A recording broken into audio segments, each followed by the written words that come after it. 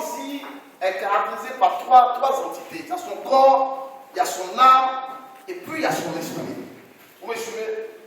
Je vous ai dit, quand quelqu'un meurt, c'est que son âme l'a quitté. Ne pas avec moi. Quand quelqu'un meurt, on dit qu'il a rendu l'âme. Mais ici, bizarrement, on nous dit que Jésus a rendu l'esprit. On n'a pas dit que Jésus a rendu l'âme. Ça veut dire que notre Jésus qui était à la croix, en réalité, quand les gens disaient qu'il était mort, il n'était pas mort. C'est son esprit qui l'avait quitté, qui allait vers Dieu. Mais son âme est en lui. Or, l'âme est le symbole de la vie.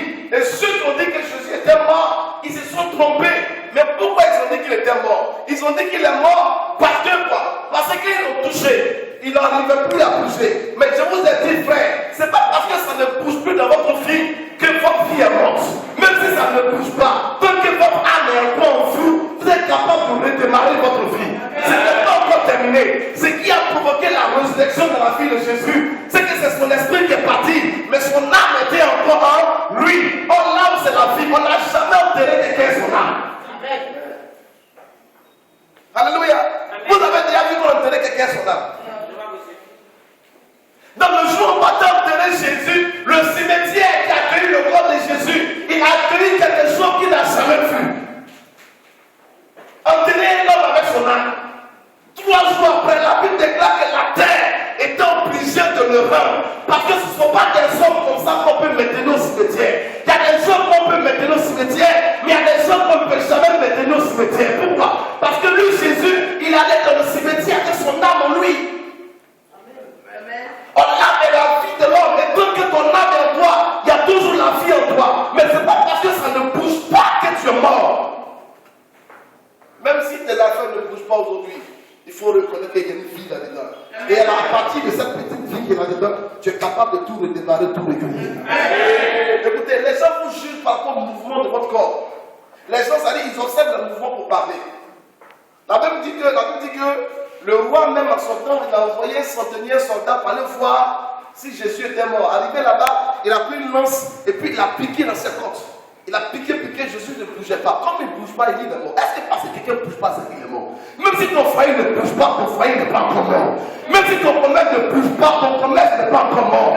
Il y a un temps où tu peux rester tranquille, c'est Dieu qui permet. Mais tant que ton âme est encore en toi, tu n'es pas encore mort. Et ce matin, moi, je vois l'âme dans tes affaires, dans ton foyer, dans ton commerce.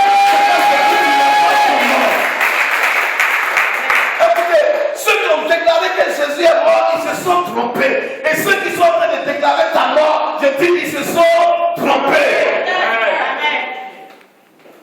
Alléluia. Amen. Regardez, tout le monde était arrêté. Je vous ai dit, il y avait les Romains qui étaient là, les grands soldats. Ils ont regardé le corps, on dit Jésus est mort.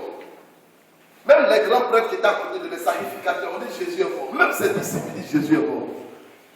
Mais ils n'ont pas pu discerner l'essentiel. Ce matin, moi, je vois la vie en toi. Amen. Alléluia. C'est pas de vous dire quelque chose. Ne vous découragez pas quand quelque chose s'arrête. C'est-à-dire, votre business de vos affaires s'arrêtent.